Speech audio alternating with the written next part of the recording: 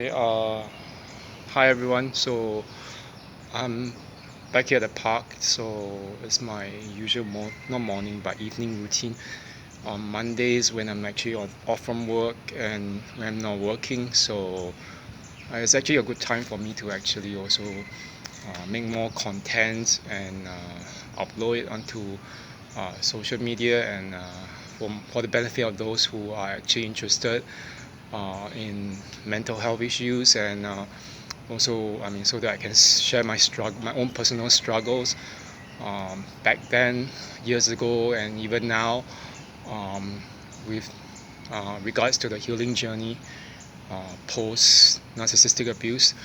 So actually right now it's actually probably pretty late. Yeah, it's gonna turn really dark around 7. So yeah, it might look a bit creepy later by 7 and or 7:30. So anyway, I'm gonna make this video about the effects that the narcissistic abuse has on your um, subconscious, especially on your psyche, and that will be which will be in the form of psychic dreams or psychic hoovering and psychic attacks.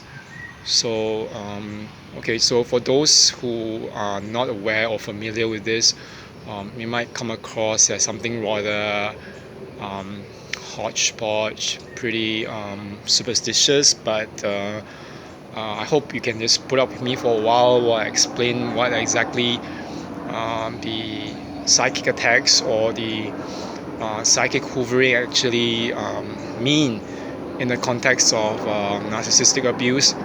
So, so for those who are probably not aware, just let me go down the route of the timeline about when the narcissistic relationship ended, and yeah, there's a lot of this aircraft because people are flying again, and of course it's National Day here in Singapore, so yeah, there's all these rehearsals from this airplane. So yeah, but back to the timeline.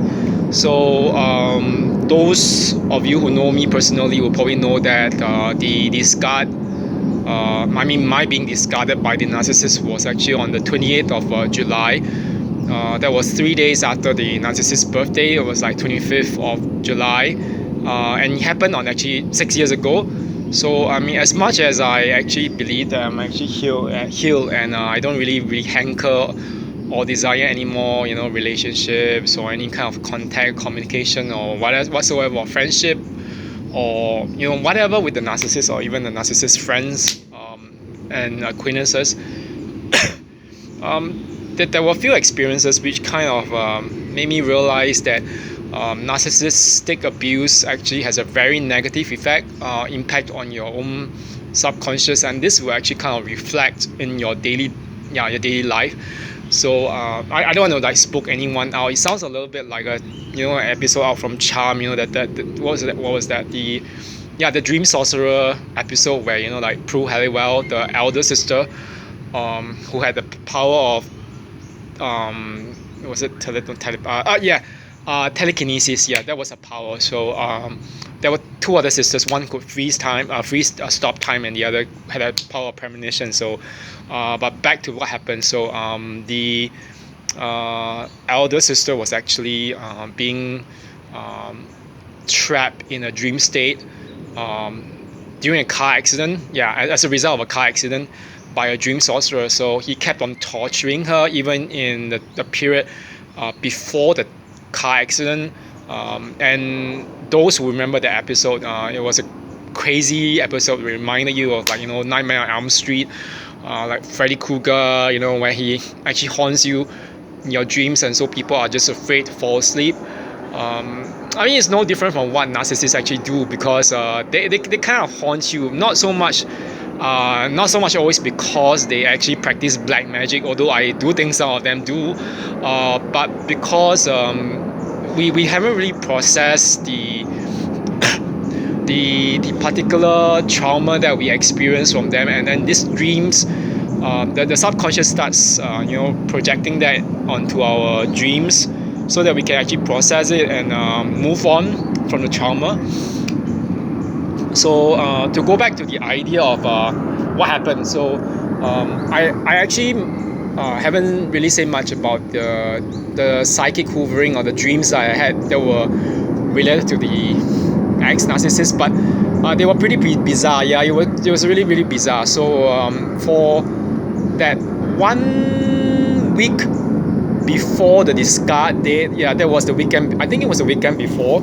I actually had a rather weird, yet very uncannily vivid dream. So in the dream, I actually believed that there were certain, potential images that kind of reminded me of the possibility of discard. They were kind of like a preemptive in the sense that they were referring to possible discard. But beyond that, it was like more about the effects that narcissistic abuse will actually have on me if it didn't end. So just let me show you that picture. So that, yeah, you can see this dream that I had that was like 6 years ago, before the weekend before the discard happened. So on the 28th of July. So this was a pretty uncanny image, but those who have actually read about it in my social media will probably know that this was only one segment of the dream. So in the dream, I was actually traveling in some place. I don't know where, but I believe it was Japan, based on my years of experience working there. And so yeah, I was traveling with my family, and including my mother, my father, my two sisters, my two younger sisters. Yeah, at the point in time, I think that only my first younger sis and my both sisters actually had one daughter and one son respectively. Yeah, so there was, unlike the big family of five, which would be like four nieces and one nephew that they have now. So but what happened in the dream was that basically I was traveling with my family, my two parents and my two sisters. So and I got lost and alienated from them. So I was like on a quest to find them. So in the middle of that dream, on a quest to find them, I mean, you can, as you notice from the picture, there was this typical Shinto arch, which represents the spirituality of the Japanese. So that was the one aspect of the dream. But other than that, there was the other aspect of me being underwater in search of them. And yeah, I was underwater. I was breathing like goodness, like Aquaman. But okay, that crazy thing is I saw this this strange pagoda-like building, which was it was mildewed in green. It wasn't exactly the original color of the pagoda, because those who have seen pagodas, how they look in East Asia, like in Japan, China, and even South Korea and Korea, we know that they rarely have green as color. So it was a result of the that pagoda being submerged underwater for a long time, and having all this mildew and all this moss and whatever underwater growth. And so while breathing underwater, I saw this building that was it was a very, I mean, for the fact that it was actually mildew and it was like submerged, it was pretty well preserved as actually a building. So that was pretty surprising as the first or second part of the dream. But in the third part, I saw, which I have not actually drawn because it was pretty hard to actually replicate. I saw two ogre-like humans. They look like ogres. They were really grotesque, and they were really monstrous and grotesque. So they were eating what looked like huge chunks of meat with bone on them. Yeah, it's pretty grotesque. And they were chunking this big blocks of meat, not really cooked. I think looks like it's uncooked. Yeah, on the table, over the table. So I mean, in that context, I wouldn't know what that dream represented. That was something that a friend recommended to me, that he told me to actually start drawing all the dreams that I had and use them as indicators of the my own psychic development and whatever. So I'm not a psychic, but whatever. But I mean, it's just a way of the subconscious telling you things that in your subconscious, your fears and your hopes. And so if I mean, it's like 6 years now from that particular dream onwards, I kind of knew what the dream actually really meant. So if you can see, there's this thing about the quest motive, and then the thing about the being alienated or being lost and not being able to find my family while traveling. It represents a kind of alienation from my family, and these two images that I saw in the dream, the Shinto arch, which represents the gateway to heaven, or the world of the gods, or the god or the divine, and then this being another gateway to spiritual enlightenment, because most temples and mosques and even churches were actually built in ancient China and even Japan to this kind of architectural structure. So this tool would represent the element of spiritual enlightenment, which is being affected by the relationship with the narcissist.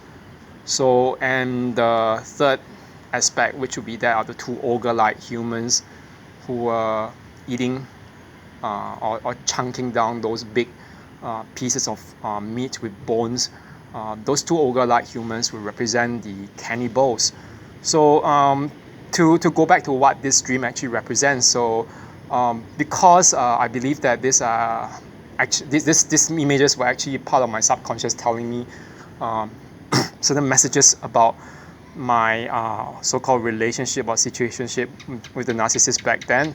So I believe that my subconscious was actually giving me a lot of warning signs and the so-called red flags as to what to watch out for. So I mean, it doesn't make things easy. I mean, when you're discarded, and you're just thrown aside like a hot potato by the narcissist. And but it definitely represents the kind of fears that you have. And for me, I think it was the reflection that my mind was aware, at least on the level, if not on the subconscious level, but even on the very conscious level, that the narcissist was bringing in. It was like driving a wedge between me and my family, and between me and my faith, as a Christian, or even just my faith in the spiritual and the divine. So this thing about narcissism, narcissists don't really, most of them haven't had a real happy childhood, or even if they do, they are they will overindulge, and this overweening God complex in them leads them to try to behave like God. They'll definitely drive a wedge between whatever they see to compete with them for the kind of supply they can obtain from you. So the whole thing was just pretty crazy and intense. But now just going back from this aside, this was the aspect of a psychic dream. So one thing I want to actually warn, or to let everyone know, especially in the aftermath of all this, as someone who has lived through a narcissistic relationship, which was constituted by verbal and rather intense emotional and financial abuse, that you should never downplay your gut reactions, even in the physical gut, whether it's physical gut reactions or even just dreams that you have. If you have anything that on that that level of psychic dreams pertaining to the narcissist, or even what they have he or she or they have done to you, you should actually start paying some notice and start finding your ways to end that relationship or situation. And that is one thing. But as another thing to add, I haven't really talked about psychic hoovering. So psychic hoovering is something that is actually quite. I think that is not really well accepted in the psychologist or psychiatric community of people. From a scientific point of view, it doesn't make that much sense. But from the spiritual community and even people who have experienced things like this, it sounds almost as if the narcissist is actually entering your dreams. But somehow I don't know what the theory is. The belief of some is that the narcissist actually projects their consciousness into you psychically, whether it's through their own consciousness or whether it's through the enabling of some demonic or powers or demonic energies.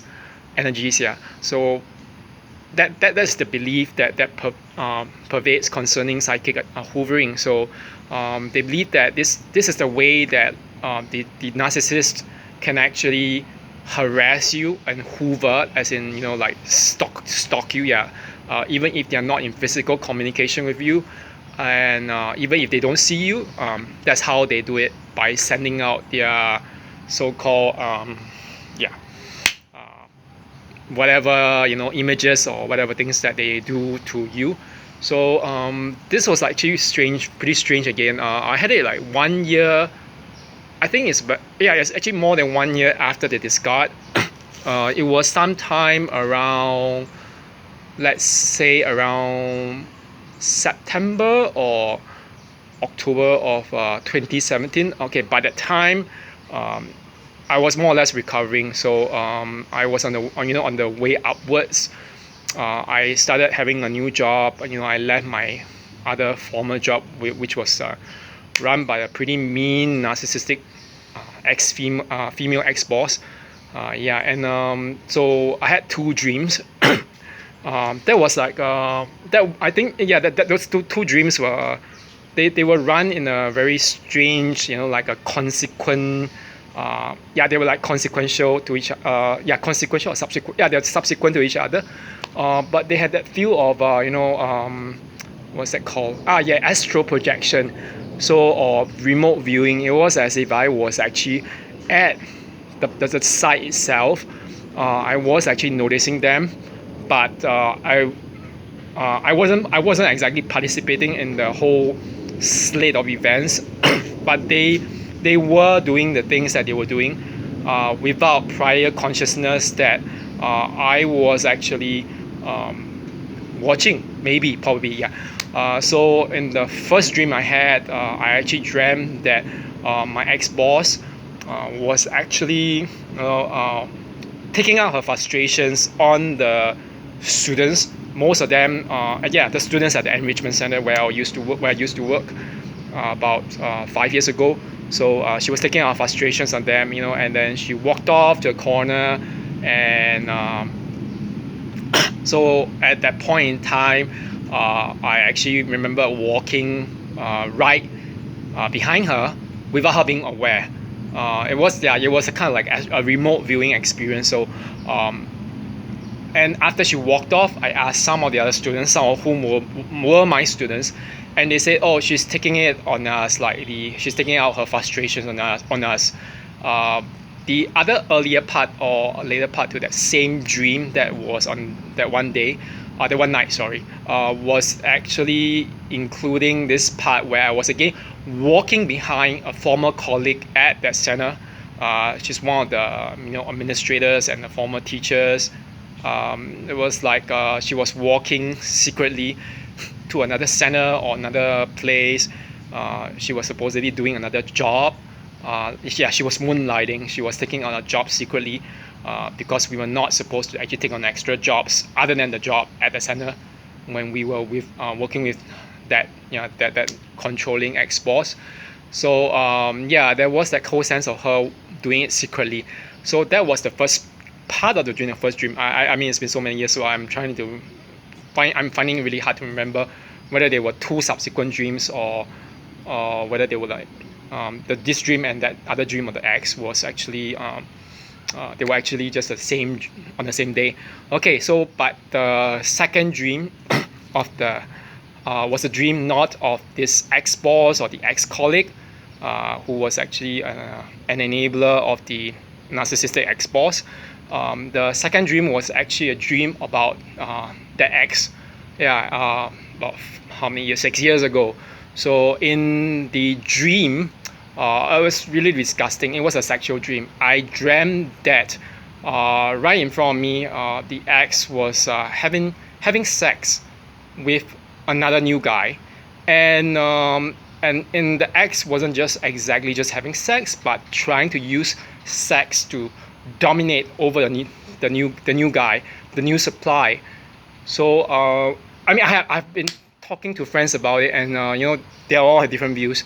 The atheist friends would say, oh, it's just the subconscious, whatever. But the agnostic friends would be like, oh, and even the Christian friends say, yeah, I mean, you've been doing your work, your inner work, or whatever. Or even like some of the friends who are very superstitious and would say, oh, you've been doing some stupid, some so-called spell work, or like writing the name of the ex and whoever those narcissists are on the toilet paper and wiping it against your derriere, which is your ass, before flushing on paper. So I mean, is it working? Like, oh, I mean, that was one friend's joke. And I had that thing about, oh, you know what? Maybe the power behind the spell isn't, powerful enough. Oh, okay. The joke aside, I think it wasn't just that, but it felt almost as if the narcissist was like bragging about sex with a new guy via that dream. It's crazy. It was like 1 year after the discard, and I really didn't want anything anymore to do with the narcissist. I wasn't talking about the narcissist then. I wasn't like sharing about those people. And I mean, of course, I mean, you feel angry, you feel like hurt and everything, but it wasn't an issue. And at that point in time, I was on a mend, MEND. Yeah, I was on the mend and on an upward move. So I didn't see why I would be having those dreams. So yeah, it was crazy. And then after that, like after on 24th of December, 24th of December actually was a Sunday, in 2017. I remember that I was actually going out of church, Korean church, and I actually took the subway train, and right at the corner, right at the end, just within less than 5 minutes walk away from me, to my left, was the ex narcissist, on the chair, checking out on the phone, like all those apps or whatever. And I was like, it's crazy. I actually froze right in the middle of my steps, started swearing, Holy Mary, Mother of God. I mean, I'm not a Catholic, but I was swearing, and then under my breath, and I turned the other way and walked the opposite. So the thing about that psychic hoovering, that dream, was that like in a few more days, I think on 27, I was actually making a trip down to Kuala Lumpur. I wanted a short holiday because I was looking for another extra job. I mean, I had a few part-time jobs, but I didn't really feel that I was making enough money. So I was looking for a job and everything. So I actually remember that I was like 27, and then when I went 27th of December 2017. I actually went to Kuala Lumpur. I later on, I think about 1 or 2 days after, I started having that particular stinking dream, on which I was being, like slapped and cursed at and sworn at, with all these expletives and vulgarities and all that. How I'm a terrible person, I'm nasty, I'm, that none of which were obviously true, and all this were from a narcissist. So it's a really pretty intense dream, because I remember that I woke up with that feeling that as if someone had actually slapped me really tight on my face. So it really feels like the so-called psychic dreams or hoovering that I was telling you about Charm, because that series, when Prue Halliwell actually had those dreams. For example, the man could just scratch her on the back, and that was in the dream state, but those scars would just appear on her back for a few minutes. But the moment she showed them to her her sister, who had the power of premonition, Phoebe, they just disappeared just like that. So she couldn't just prove them. So it's exactly like what that friend of mine who's an atheist said. Oh, they're just dreams. Don't take them too seriously. That's what he said. But I don't really believe that we shouldn't take them seriously. In fact, I think that we should take them really seriously. And there are a few things to see, to look at those so-called psychic hoovering dreams. So for those who have a religion, I mean, a faith or whatever, I recommend that you start praying. I'm not joking here. I prayed really hard, and asking God to actually remove the obstacles. These dreams are probably you can call them psychic hoovering dreams, but I believe that they're demonic dreams too. So and if you don't believe that they are demonic dreams, there's also the psychological aspect to take on this. You have to remember that there is always this so-called not psychic bond, but a trauma bond. Yeah, the trauma bonds to the narcissist. So even if you are actually separated from them for years, you can effectively still have trauma bonds. You need to take time to actually cut off those trauma bonds, and those trauma bonds are almost like energy cords. I mean, I don't want to sound very new age hodgepodge, but basically, in essence, trauma bonds are the feeling of attachment to what could have been, or even certain kinds of feelings about what the narcissist did to you. So there are certain things that you need to actually remove alongside those trauma bonds. So such as the feeling of that things could have been better, because you know that there's no closure with a narcissist, and also the feeling that you suffer injustice. Yes, I know that it is injustice, but to keep on thinking that you want justice keeps on tying you to the narcissist, and you end up having really terrible dreams about them. So so I recommend that you do some work on some healing work. Yeah, it can be via journaling, can be via praying, meditation, or even just like healing work with a psychotherapist to actually help you address those trauma bonds, so that you do not actually get tied up with the narcissist in your subconscious, because these are also ways of your subconscious indicating that you haven't fully cleared up the energy with the narcissist. Okay, so that's one thing. So I have actually something to talk about. I'll be quick about that. Considering that it's actually turning dark soon, and I don't want to actually keep you all, hearing all this really creepy stuff. But the recent thing that I had a actually rather weird it was a very psychic dream again recently. So it was it was a very much better dream, I would say. The first part felt like as if I was actually in the middle of a Stephen King movie. I couldn't get out. It was really that terrible. I actually had a dream on Saturday. So if you can trace the patterns, the dream was like this current dream that I had was on the 23rd of July. That was again like 6 years onwards from that very dream that I had of the arches and the pagoda. But in this dream, this dream was a very different dream. It had nothing to do with anyone. I was just inside the dream itself. So I was actually enticed by a pretty dark-skinned man. I have no idea. I can't remember his face very well. But the dark-skinned man actually was enticing me with some promises of some club event or some party, and as a result, I got enticed and I followed him.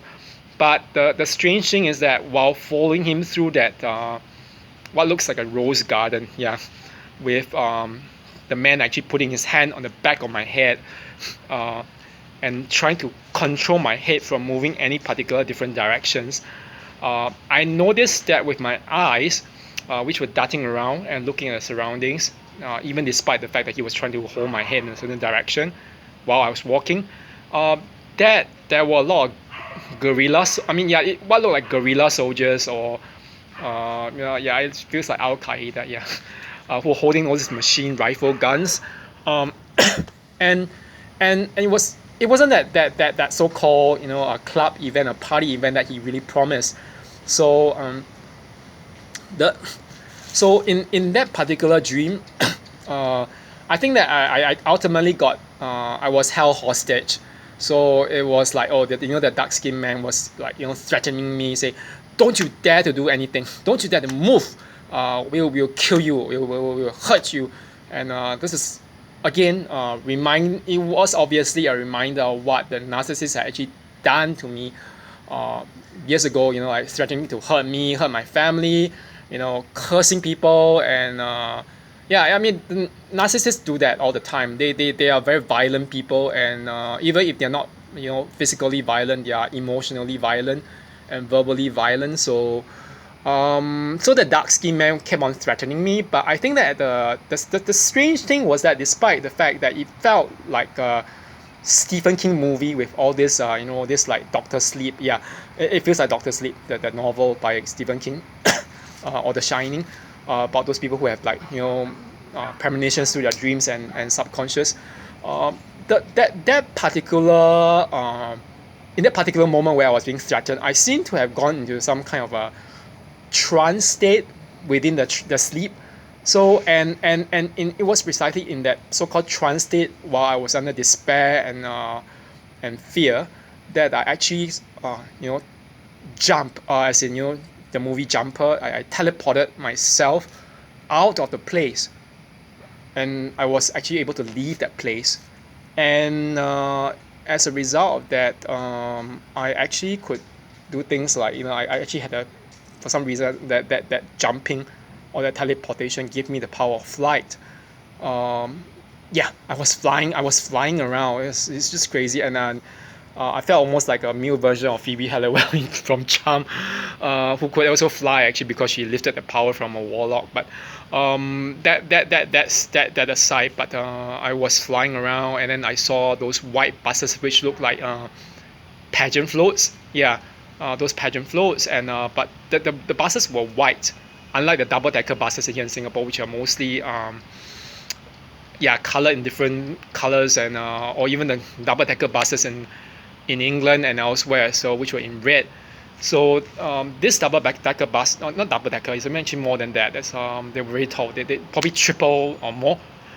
They were all in white, and they had those some not tarpaulin or some translucent plastic covering it, so that in the middle of that so-called rain, yeah, it was raining lightly in that dream.